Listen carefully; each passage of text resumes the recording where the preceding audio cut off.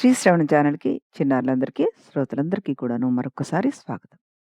నిన్న మనం రాజు యొక్క పరాక్రమాన్ని, అతడు నలుదిక్కుల్ని ఏ విధంగా జయించాడు, కాళిదాస్ గారు ఎలాంటి ఎలాంటి ఉపమానాలతోటి వర్ణన ఎంత అద్భుతంగా చేశారు.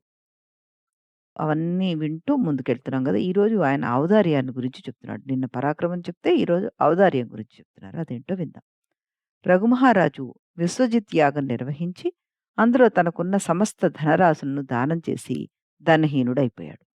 అప్పుడు వరతంతుముని వద్ద సర్వ విద్యలు నేర్చుకున్న కౌత్సుడనే శిష్యుడు గురువుకు సమర్పించవలసిన దక్షిణ యాచించడానికై తండ్రిలాంటి రఘువు రాజు దగ్గరికి వచ్చాట. అతిథి సేవాపరాయణుడు, కీర్తిమంతుడు, సచ్చీలుడు అయిన రఘువు తన వద్ద బంగారు పాత్రలు లేకపోవడం వల్ల మట్టి పాత్రల్లోనే పూజా ద్రవ్యాలు పెట్టుకుని విద్యావంతుడైన అతిథికి ఎదురుగా వెళ్ళాట.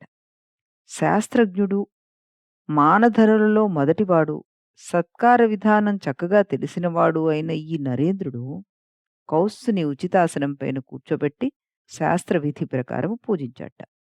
ఆ తర్వాత రెండు చేతులు జోడించి ఇలా అన్నాడు: ఓ కుశాగ్రమతి, లోకానికి చైతన్యాన్ని కలిగించే సూర్యునిలాగా నీకు సమస్త జ్ఞానము కలిగించినవాడు, మంత్రద్రష్టులైన ఋషుల్లో శ్రేష్ఠుడు అయిన మీ గురువు కుశలమేనా?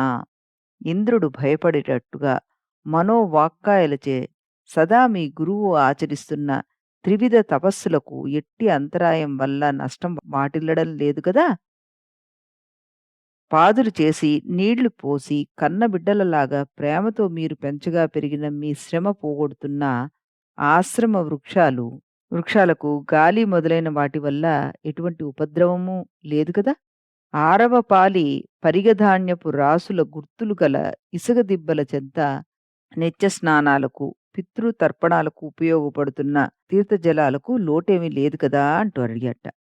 అవన్నీ ఏం లోటు లేదు కదా అంటూ అడిగి ఇంకా అడుగుతున్నాడు: ప్రేమాతిశయంతో మునులు అడ్డగించకపోవడం వల్ల వాళ్ళ అనుష్ఠానానికి ఉపయోగపడే దర్భలు మేసేవి, ప్రసవానంతరము ప్రమాద నివారణకై బొడ్డు చేరులు ఉడికే వరకు వాళ్ళ ఒడిలోనే పెరిగేవి అయిన జింక పిల్లలు క్షేమంగానే ఉన్నాయి గదా? అంటే మునుల దగ్గర జింకలు పెరుగుతూ ఉంటాయి గదా! అవన్నీ కూడా క్షేమంగా ఉన్నాయా? మీకు చల్లదనాన్ని చేకూర్చే ఆ చెట్లన్నీ క్షేమంగా ఉన్నాయి గదా! వాటికేమి ఉపద్రవం రాలేదు గదా? ఎక్కువ గాలి ఏమి వచ్చి అవన్నీ పడిపోలేదు గదా? ఇలాంటివన్నీ అడుగుతున్నారటాయన. అతిథులకు పెట్టడానికి మీ సొంత జీవనానికి ఉపయోగపడే అడవి నివ్వరి ధాన్యాలు మొదలైన వాటిని చుట్టుపక్కల గ్రామాల నుండి వచ్చే పశువులు మేసిపోవడం ఏం లే మే మేసెడిపోవట్లేదు కదా? అంటూ కూడా అడిగారట. ఇతర ఆశ్రమాలకన్నిటికీ ఉపకరించే గృహస్థ ఆశ్రమంలో ప్రవేశించడానికి నీకిది తగిన సమయం కదా! ప్రసన్న చిత్తంతోటి వరతంతు మహాముని నీకు విద్యలన్నీ నేర్పి ప్రస్తుతం గృహస్థాశ్రమ స్వీకరానికి అనుమతి ఇచ్చాడా నాయనా? అని అడిగి, పూజ్యుడవైన నీవు నా చెంతకు వచ్చినంత మాత్రాన నాకు తృప్తి లేదు. నీ ఆదేశం నెరవేర్చడానికి నా మనస్సు ఉబలాట పడుతోంది. అడవి నుండి నన్ను గౌరవించడానికి ఇక్కడికి నీవు మీ గురువుగారి ఆజ్ఞను అనుసరించి వచ్చావా? లేకపోతే నీ అంతట నువ్వే వచ్చావా? అంటూ ఉదారంగా అడిగిన ప్రశ్ననమాట అది. అప్పుడు మిక్కిలి ఉదారంగా, నీ ఆజ్ఞను నేను నెరవేరుస్తాను అన్న రఘువు మాట విని, మట్టి పాత్రను చూసి అతడి త్యాగం వల్ల రిక్తుడై ఉన్నాడని గ్రహించిన కౌత్సుడు తన కోరిక నెరవేరుతుందనే ఆశ వదులుకొని అతనితోటి ఇలా అన్నట్ట. అతని కోరికేమిటి? వాళ్ళ గురువుగారికి గురుదక్షిణ ఇవ్వాలి. అది అడగడం కోసమని ఈ రాజు దగ్గరకొచ్చాడు. కానీ రాజు కాస్త మట్టి పాత్రల్లో తనకి ఆతిథ్యం ఇస్తూ ఉండేసరికల్లా ఇతను ఇంకేమి చేయలేడు అనే ఒక నిర్ణయానికొచ్చేసి అతను రాజుతోటి ఏమని అంటున్నట్ట ఈ కౌత్సుడు, రాజా, మాకన్ని విధాలా క్షేమమే. మేమందరం క్షేమంగానే ఉన్నాం. నీ పరిపాలనలో ప్రజలకు కీడు ఎలా కలుగుతుంది చెప్పు? సూర్యుడు ప్రకాశిస్తూ ఉండగా జనుల చూపును చీకట్లెలా ఆవరిస్తాయి చెప్పు? ఓ సార్వభౌముడా! పెద్దల పట్ల భక్తి చూపడం మీకు కులక్రమాగతమైన సాంప్రదాయము. ఈ విషయంలో నువ్వు నీ పూర్వులను సైతం మించిపోయావయ్యా! అయినా నేను కాలం మించిన తర్వాత యాచించడానికి వచ్చాను అని చింతిస్తున్నాను అని అన్నట్ట. అని మళ్ళీ ఇంకేమంటున్నాడు నరేంద్ర, అడవిలో మునులు మొదలైన వాళ్ళు ఫలం పరిగ్రహించిన పిమ్మట దంటు మాత్రం మిగిలిన నివ్వరి సస్యంలాగా పాత్రులైన వాళ్ళకి ధనమంతా సమర్పించి నీవిప్పుడు శరీరమాత్ర వశిష్ఠుడవై ప్రకాశిస్తున్నావు అని అన్నట్టు. అంటే అందరికీ అన్నీ ఇచ్చేసావయ్యా నువ్విప్పుడు. ప్రస్తుతం నీ దగ్గర ఏమీ లేదు అన్న విషయం నాకు తెలుస్తోంది. భూమండలానికి ఏకఛత్రాధిపతివైన నీకు యాగం వల్ల కలిగిన ఈ పేదరికం యుక్తమే. వరుసగా దేవతలు అమృతపానం చేయడం వల్ల చంద్రుడి కళలు తరిగిపోవడం అనేది అవి పెరగడం కంటే ఎక్కువ శ్లాఘనీయమే కదా! అంటే అంత అమృతాన్ని పీల్చుకోగలిగారు చంద్రుడి దగ్గర నుంచి అన్నప్పుడు, ఆ చంద్రుడి దగ్గర ఎంత అమృతం ఉందో అని మనం అనుకుంటాం గదా! అది నిజంగా శ్లాఘనీయమే కదా! అలాగా నువ్వు ఏకఛత్రాధిపత్యాన్ని నీ యాగం ద్వారా అందరికీ పంచిపెట్టేసావే! నువ్వెంత శ్లాఘనీయుడివయ్యా! ఎంత పొగడ్తకి తగినవాడివయ్యా! అంటూ ఆయన్ని పొగిడారట. అందువల్ల గురుదక్షిణ కోరి వచ్చిన నేను మరొక దాతను ఆశ్రయించి నా ధనం సంపాదించడానికి ప్రయత్నిస్తాను. నీకు శుభము కాగాక. కురిసి కురిసి వట్టిపోయిన శరత్కాలపు మబ్బును చాతక పక్షి కూడా యాచించదు కదయ్యా! అన్నట్ట వెళ్తూ వెళ్తూ. అంటే ఏంటి? చాతక పక్షులు వర్షపు నీళ్లు మాత్రమే తాగుతాయి. అందుకే అది మేఘాల కొరకు ఆతృతగా ఎదురు చూస్తుంటాయట. మరి అంత వర్షాలు పడిపోయిన తర్వాత పాపం ఈ చాతక పక్షులు ఇంకా వర్షం కురిపించండర్రా అంటూ మేఘాలను ఎలా యాచిస్తాయి చెప్పు? ఆ రకంగా నేను కూడా ఇన్ని రకాల దాన ధర్మాలన్నీ చేసేసావు. ఇంకా నీ దగ్గర నుంచి నేను ఆశించడం తప్పే గదా! అన్నట్టుగా మాట్లాడాడట.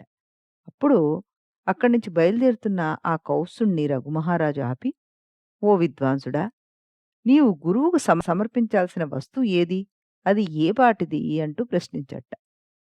అంతట విద్యుక్త విధానంతోటి యాగాలు నిర్వహించినవాడు, గర్వరహితుడు, వర్ణాశ్రమ ధర్మ పరిపాలకుడు అయిన ఆ రఘుమహారాజుతోటి ఈ బ్రహ్మచారి విద్వాంసుడు ఇలా అన్నట్ట. మహర్షి వల్ల చదువులన్నీ నేర్చుకోవడం పూర్తి కాగానే నేను ఆయన చెంతకు వెళ్లి గురుదక్షిణకి ఏమైనా స్వీకరించమని వేడుకొన్నాను. ఆయన పట్ల నేను చూపిన ఈ దుష్కరమైన భక్తినే గురుదక్షిణగా భావించి ఆ మహనీయుడు తనకి ఏమీ దక్షిణ ఇవ్వక్కర్లేదని చెప్పాడు. నేను ఊరుకోకుండా ఏదైనా గురుదక్షిణ స్వీకరించి తీరవలసిందే అని మొండి పట్టుపట్టాను. దానితో గురువుగారు కోపించి నేను దరిద్రుడునన్న సంగతి ఆలోచించకుండా తాను నేర్పిన 14 విద్యలకు గాను 14,00,00,000 ధనం దక్షిణగా తెచ్చి ఇమ్మని ఆజ్ఞాపించాడు. అందువల్ల నేను నిన్ను ఆశ్రయించడానికి వచ్చాను. నువ్వు నాకు మట్టి పాత్రతోటి అర్ఘ్యం ఇవ్వడం చూసి ధనమంతా దానం చేసి పేరుకు మాత్రం ప్రభువుగా మిగిలి ఉన్నావని గ్రహించాను. నేను చెల్లించవలసిన గురుదక్షిణ కొద్దిపాటిది కాదు. అందుచేత ఈ స్థితిలో నిన్ను ఇబ్బంది పెట్టడం నాకిష్టం లేదు మహారాజా అన్నట్ట. వేదజ్ఞులలో శ్రేష్ఠుడైన కౌత్సుడు ఇలా చెప్పేసరికల్లా చంద్రుని వంటి కాంతి గలవాడు, కాలుష్యం అంటనివాడు, జగదేక ప్రభువు అయిన రఘుమహారాజు మళ్ళీ అతనితోటి ఇలా అన్నాడు. సకల శాస్త్రా పారంగుతుడొకడు గురుదక్షిణ కోరి రఘువు దగ్గరికి రావడం, అక్కడ తన కోరిక తీరక మరొక దాతను ఆశ్రయించడము అనే ఇంతకు మునుపు ఎన్నడూ లేని ఈ అపవాదు నాకు కలగనీయకు. నువ్వు పవిత్రము, ప్రసిద్ధము అయిన నా అగ్నిశాలలో త్రేతాగ్నులతో పాటు 4వ అగ్నిలాగా వెలుగుతూ 2, 3 దినాలు ఓపిక పట్టు. అంతలో నేను నీ పని నెరవేరుస్తాను అన్నట్ట. అమోఘమైన ఆయన ప్రతిజ్ఞకు సంతోషించిన ఈ బ్రాహ్మణ కుమారుడు సరే అని అంగీకరించాట. భూలోకంలోని ధన సంపదనంతా అంతకు ముందే రాబట్టుకుని ఉండడం వల్ల రఘువు కౌస్తుడికి కావలసిన ధనం కుబేరుని వద్ద నుంచి తీసుకురావాలని అనుకున్నట్ట. వశిష్ఠ మహర్షి చల్లిన మంత్రజల ప్రభావం వల్ల రఘుమహారాజు రథానికి గాలి చెలికాడైన మేఘానికి లాగా సముద్రంలో గాని, ఆకాశంలో గాని, పర్వతంలో గాని గమనాటంకం లేదు కదా మరి. తరువాత పరిశుద్ధుడు, మహాధీరుడు అయిన రఘువు కుబేరుణ్ణి ఒక రాజమాతృనిగా భావించి పరాక్రమంతోటి జయించాలని అనుకున్నాడు.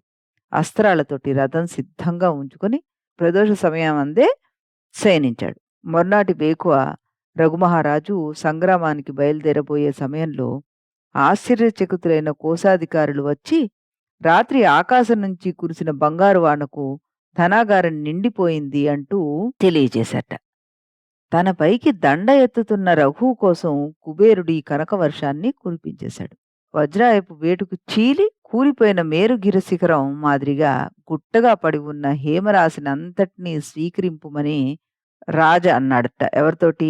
కౌస్తుడితోటి. కౌస్తుడన్నాడు, గురిదక్షిణగా సమర్పించవలసిన విత్తం కంటే కించింత్ కూడా నాకు అక్కర్లేదు అంటూ ఆయన ఎంత అడిగారో అంత మాత్రమే తీసుకున్నట్ట. అడిగిన దానికంటే అధికంగా ఇస్తున్న దాతను, అవసరమైన దానికంటే ఎక్కువగా వద్దంటున్న అర్ధిని అయోధ్యాపుర వాసులందరూ ఎంతగానో అభినందించట. ఈ విధంగా సమర్పించిన ధనాన్ని నూర్ల కొలది ఒంటెల మీద, గాడిదల మీద ఎక్కించి రఘువు మురిముందర నమ్రుడై నిలిచాడు. అందుకు ప్రీతి చెందిన కౌసుడు రాజును చేత్తో నిమురుతూ ఇలా అన్నట్ట: రాజా, నీవు రాచ నడవడికని క్రమం తప్పకుండా అనుసరిస్తున్నావు. అంచేత నువ్వు కోరిన అర్థాన్ని భూమి ప్రసవించడంలో ఆశ్చర్యం లేదు. ఆకాశం కూడా నీ ఇష్టార్థాన్ని పితుకుతుందనంటే నీ ప్రభావం ఊహించడానికి వీలు కావడం లేదయ్యా. నువ్వు భూమిలో అందరినీ జయించావు. భూమంతా నీకు బోళ్ళంత అర్థాన్ని, ధనాన్ని ఇచ్చింది. ఇప్పుడు ఆకాశం నుండి కుబేరుడు కూడా ఇస్తున్నాడయ్యా. నువ్వు ఎంతటి ప్రభావశాలివో దీన్ని బట్టే తెలుస్తోంది అని సకల శ్రేయస్సంపన్నుడైన నీకు మరొక శుభం చేకూరవలనని ఆశీర్వదించడం అనవసరం కూడాను. స్తవనీయుడవైన నిన్ను నీ తండ్రి కన్నట్లే నీవు అనురూపుడు, గుణవంతుడు అయిన కుమారుణ్ణి పొందుగాక అంటూ ఆశీర్వదించి అక్కడి నుంచి వెళ్ళిపోయారు ఈ కౌస్తుడనమాట. ఈ రకంగా ఆయన ఔదార్యాన్ని కూడా చాటి చెప్పుకున్నాడు రఘుమహారాజు. మళ్ళీ రేపు మనం రఘుమహారాజుకి కుమారుడెవరు? ఈ ఆశీర్వచన ఫలితంగా ఎటువంటి కుమారుడు లభించాడు అన్నది తెలుసుకుందాం. అంతవరకు సెలవు.